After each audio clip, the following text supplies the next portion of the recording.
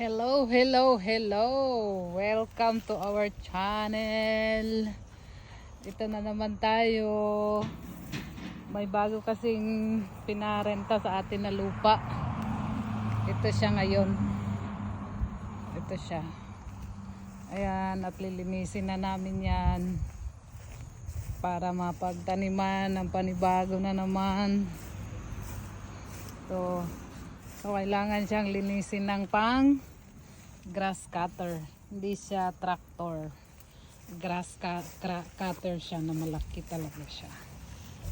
Ayan, minamanual lang namin ang paglilinis kasi para makita yung mga ganyan. Para pag grass cutter mamaya, hindi siya magkabuhol-buhol. Kaya tanggalin mo na yung mga disturbo dyan. Ayan.